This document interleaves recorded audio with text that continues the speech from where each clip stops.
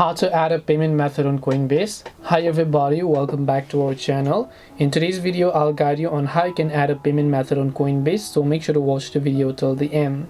If you'd like to add your payment method on Coinbase, it's actually very simple to do so. All you have to do is just open your browser, go to coinbase.com, and then make sure that you're logged into your account.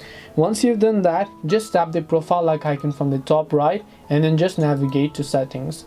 Once you go to settings, you're going to be able to see this type of option where you have to simply navigate to payment method. When you go to payment method, right here you can see it says add payment method option. So click on add a payment method here.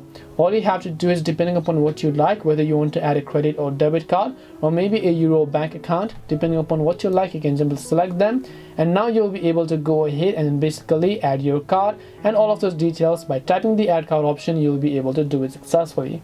This way you'll be able to go ahead and then basically add a payment method on your Coinbase account. Hope this video was very helpful. If you have got any questions, feel free to leave them down. Thank you for watching and see you soon in the next video.